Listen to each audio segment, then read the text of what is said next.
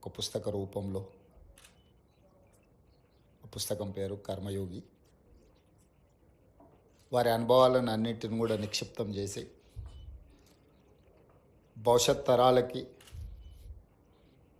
ఒక బైబిల్గా, ఖురాన్గా, భగవద్గీతగా, దేశానికి సేవలు అందించబోయే సివిల్ సర్వెంట్స్ నుంచి పొలిటికల్ ఎగ్జిక్యూటివ్స్ వరకు వారి అనుభవాలను షేర్ చేసుకోవడానికి వారు అందించిన ఈ పుస్తక విడుదల కార్యక్రమంలో తెలంగాణ చీఫ్ సెక్రటరీ శాంతకుమారి గారు, అదేవిధంగా స్పెషల్ చీఫ్ సెక్రటరీ రామకృష్ణారావు గారు, Mrs Gopalakrishna Naidu garu, senior IAS, IPS, IFS and other civil సర్వెంట్స్కి సంబంధించిన రిటైర్డ్ అండ్ ప్రస్తుతం సేవలు అందిస్తున్న అధికారులు, గోపాలకృష్ణ నాయుడు గారి కుటుంబ సభ్యులు, వారి అభిమానులందరికీ ఈ సందర్భంగా శుభాకాంక్షలు తెలియజేస్తున్నాం.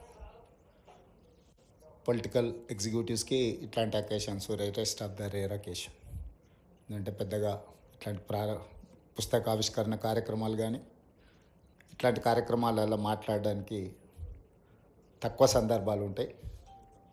ఏదేమైనా 6 దశాబ్దాలు తన అనుభవాలను అన్నింటిని కూడా సంక్షిప్తం చేయడం అనేది ఒక biggest task. It is not that easy to compel with a small book or otherwise. It's an a rich experience. I can say it is a rich experience. Anything can buy, not experience. Experience అనేది మనం అది ఇంకా దాన్ని వెలకట్టడానికి కానీ కొనడానికి కానీ అవకాశం లేనిదే అనుభవం. ఆ అనుభవాన్ని నిక్షిప్తం చేసి ఒక పుస్తక రూపంలో తీసుకురావాలి అంటే అది 60 సంవత్సరాల అనుభవాలను పుస్తక రూపం చేయడం అంటే కూడా అది బిగ్గెస్ట్ టాస్క్. అందులో గోపాలకృష్ణ నాయుడు గారు సక్సెస్ అయ్యిండ్రు. ఎందుకంటే అతను 62లో సర్వీస్లో జాయిన్ అయినప్పటి నుంచి మొదటి ప్రధానమంత్రి పండిట్ జవహర్లాల్ నెహ్రూ గారి నుంచి మొదలు పెడితే ప్రస్తుత ప్రధానమంత్రి నరేంద్ర మోడీ గారి వరకు వారికి ఉన్న అనుభవాలు, ఈ దేశంలో క్లోజ్డ్ ఎకానమీ నుంచి ఓపెన్ ఎకానమీ వరకు జరిగిన వేగవంతమైన పరిణామాలన్నిటిని కూడా వారు ప్రత్యక్ష సాక్షి. చాలామంది కొన్ని సందర్భాల్లోనే సాక్షులుగా ఉంటారు. సో ఫ్యూచర్ను కూడా వారు విజువలైజ్ చేయగలుగుతున్నారు. ఎందుకంటే ఈ వాస్ట్ ఎక్స్పీరియన్స్ వారు ఈ దేశం యొక్క భవిష్యత్ తరాల యొక్క ఆలోచనను కూడా వారు అంచనా వేసుకొని ఈ పుస్తక రూపంలో మనందరికి అందించారు. కొత్తగా సర్వీస్లో చేరే వాళ్ళందరూ కూడా ఇలాంటి అనుభవాలను చదవడం ద్వారా వాళ్ళను వాళ్ళు ఫైన్ ట్యూన్ చేసుకోవడానికి కానీ బెస్ట్ సర్వీసెస్ అందించడానికి ఉపయోగపడుతుంది. ఈ సందర్భంగా ఒక శంకరన్ గురించి, ఒక శేషన్ గారి గురించి, ఒక డాక్టర్ మన్మోహన్ సింగ్ గారి గురించి మనం చర్చించుకోవాలి. శంకరన్ అనే అతను punctuality, sincerity, down trodden people పట్ల ఒక నిబద్ధతతో పనిచేసిన ఒక గొప్ప ఐఏఎస్ అధికారి. కానీ ఈ రోజుల్లో కొత్తగా సర్వీస్లో చేరిన ఐఏఎస్ అధికారులను అడిగితే కూడా వారి పేరు గుర్తు రావడం లేదు.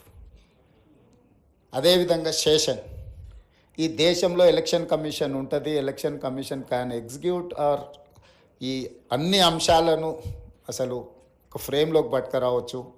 రాజకీయాలలో ఎంత దిగ్గజాలైనా ఒక ఫ్రేమ్లో పనిచేయాల్సిందే, తప్పదు ఎన్నికలను ఎదుర్కోవాలనుకున్నప్పుడు. ఒక గొప్ప సందేశాన్ని దేశంలో ఎలక్షన్ కమిషన్ ఆఫ్ ఇండియా ఉంది అని మనందరినీ తట్టి లేపేంత గొప్ప నిర్ణయాలు శేషన్ గారు చేయగలిగినారు.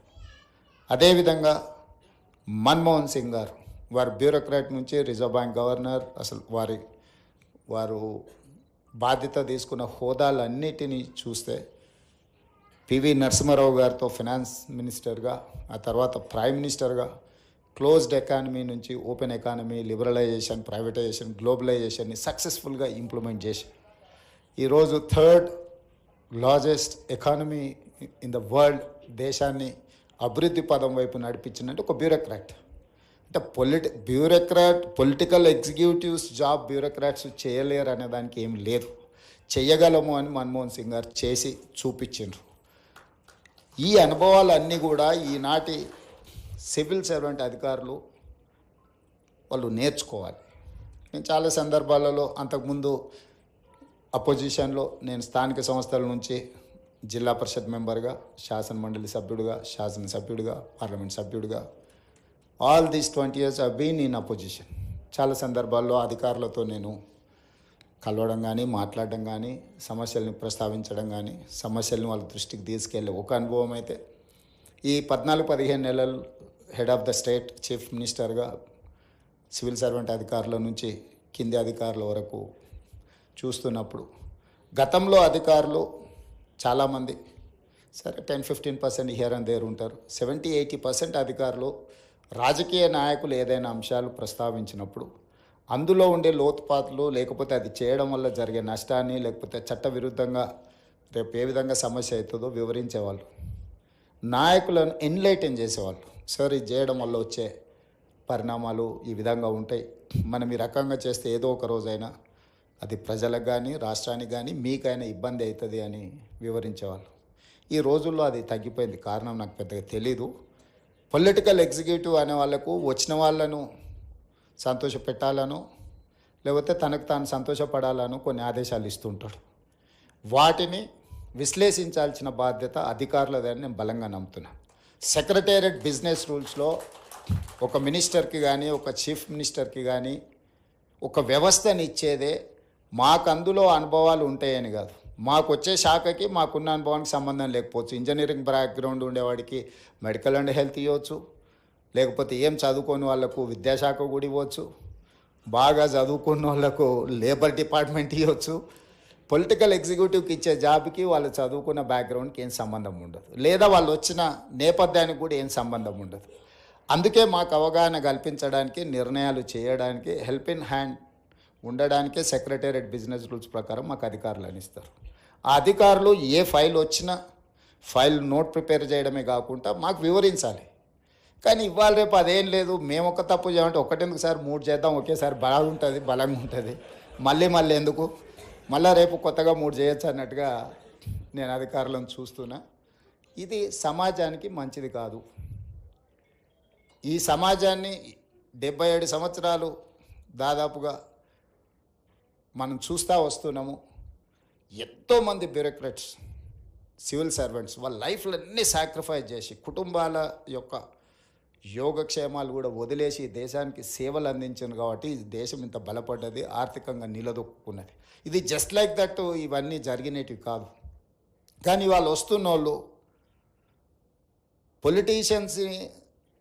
పొలిటీషియన్స్ని అనే కాదు, సమాజంలో ఉండే రాంగ్ ప్రెసిడెంట్స్ని అన్నిటిని కూడా రోల్ మోడల్గా తీసుకుంటున్నట్టు అనిపిస్తుంది. ఈ మధ్యకాలంలో కొత్తగా సెలెక్ట్ అయిన ఐఏఎస్ ఐపీఎస్లు నేను చూస్తున్నాను.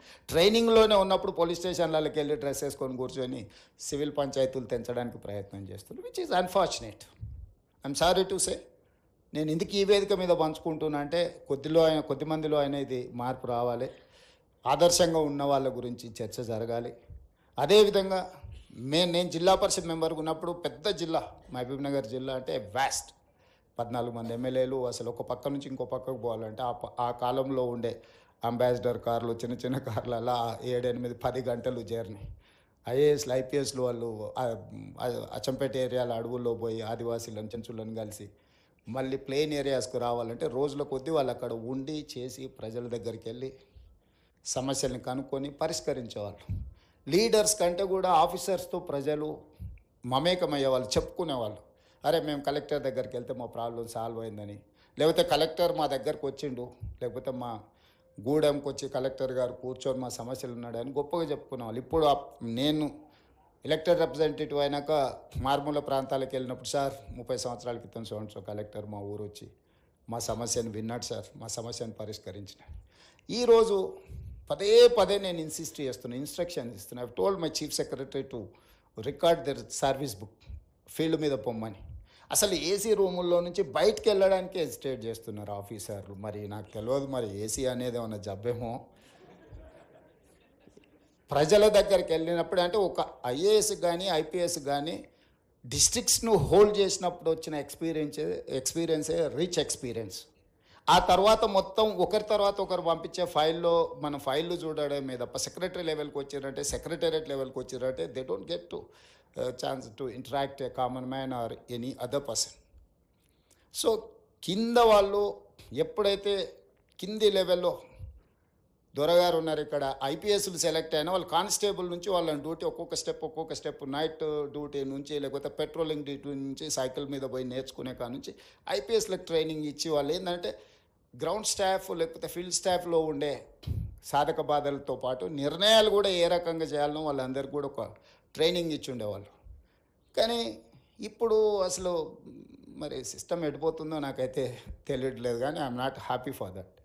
ఈరోజు జరుగుతున్న పరిణామాలు, అధికారుల యొక్క వ్యవహార శైలి, నేను అందరి గురించి నేను మాట్లాడట్లేదు, చాలా వరకు యాజ్ ఎ చీఫ్ మినిస్టర్ నాకున్న కొద్దిపాటి ఎక్స్పీరియన్స్ నేను షేర్ చేస్తున్నా.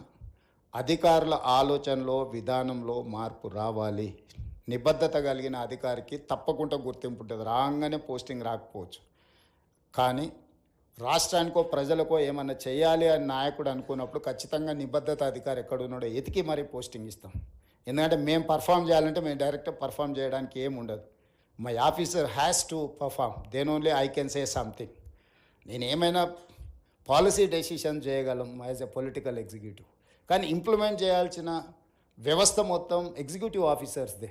వాళ్ళే మమ్మల్ని ఎన్లైటన్ చేయాల్సింది, మాకు అవగాహన కల్పించాల్సింది, అన్ని సబ్జెక్టులలో ఏ సబ్జెక్టులో ఏముంటుంది, ఏం చేస్తే ఏమవుద్దని అవగాహన కల్పించాల్సింది అధికారులదే బాధ్యత.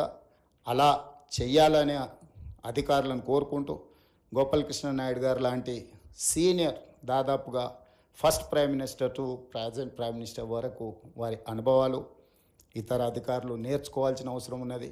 అప్పుడప్పుడు సీనియర్ బ్యూరోక్రాట్స్, రిటైర్డ్ అధికారులు వీళ్ళతో ఒక ఇంటరాక్షన్ లేకపోతే ఏదైనా ఒక సెషన్ పెట్టి చేస్తే అది కొంత ఉపయోగకరంగా ఉంటుంది. అట్లాంటి కార్యక్రమాలు వీలైనంత మేరకు ఆర్గనైజ్ చేసి వాళ్ళ అనుభవాలను ఇతరులకు చెప్పడానికి అవసరమైన ఏర్పాట్లను రాష్ట్రం తరఫున ఏర్పాటు చేయమని చెప్పి మా చీఫ్ సెక్రటరీ గారికి ఆదేశాలు ఇస్తూ, ఎందుకంటే ఆ ఎక్స్పీరియన్సెస్ వాళ్ళు షేర్ చేసుకుంటే, ప్రత్యక్షంగా వింటేనే వాళ్ళకు అవగాహన కలుగుతుంది. చదివేంత ఓపిక, తెలుసుకునేంత అవసరము ఇప్పుడు లేకపోవచ్చు. అప్పుడప్పుడు మీరు చిన్న చిన్న సెమినార్స్ ఆఫీసర్స్ని, పర్టికులర్గా కలెక్టర్స్ని, డిస్ట్రిక్ట్ ఎస్పీలను, ఇలాంటి వాళ్ళని అందరినీ కూడా మనం అప్పుడప్పుడు పిలిచి వీళ్ళ అనుభవాలను మరి చెన్నారెడ్డిలో లేకపోతే ఇక్కడ మీ ఐఏఎస్ ఆఫీసర్స్ అసోసియేషన్ బంగ్లాలను అప్పుడప్పుడు పెట్టాల్సిందిగా, కొత్త అధికారులకు నేర్చుకోవాల్సిందిగా. 35 సంవత్సరాల సర్వీస్ ఉంటుంది. పొలిటికల్ ఎగ్జిక్యూటివ్స్ వస్తుంటారు, పోతుంటారు, మారుతుంటారు, రకరకాల ఆలోచనలతో వచ్చేవాళ్ళు పోయేవాళ్ళు ఉంటారు. కానీ సివిల్ సర్వెంట్ 35 ఇయర్స్ ఈ సమాజానికి సేవలు చేయాలి. అది అత్యంత గౌరవప్రదమైన పోస్టు. ఈ గౌరవప్రదమైన పోస్టును మనం హార్డ్ వర్క్ ద్వారా లేకపోతే ప్రజలకు ఉపయోగపడే విధంగా, మనం కుర్చీలో కూర్చున్నప్పుడు ఏ విధంగా పేదోడికి సహాయం చేయాలన్న ఆలోచన చేయాలి, మనకున్న జ్ఞానాన్ని కానీ మనకున్న అధికారాన్ని బట్టి. కానీ ఏ విధంగా అడ్డేయాలి, ఏ విధంగా ఇబ్బంది పెట్టాలి, వచ్చిన ఫైల్ మీద ఏ విధంగా నెగటివ్ కామెంట్స్ రాయాలి అనే ఆలోచన తగ్గించుకొని ఒక పాజిటివ్ అప్రోచ్ ప్రజలకు ఉపయోగపడే విధంగా చేస్తే చాలా కాలం గుర్తుంటారు. ఇవాళ ఈ వేదిక మీద నేను ఒక శంకరన్ గారిని, ఒక శేషన్ గారిని, ఒక మన్మోహన్ సింగ్ గారు లాంటి చాలామంది అధికారులు, నేను కొద్దిమంది అధికారుల పేర్లు నేను ఇక్కడ మెన్షన్ చేస్తున్నా. భవిష్యత్తులో అలా ఈ రాష్ట్రంలో అధికారుల యొక్క ప్రాధాన్యత ఉండాలి అని కోరుకుంటూ మీ అందరి దగ్గర సెలవు తీసుకుంటున్నా. ధన్యవాదాలు.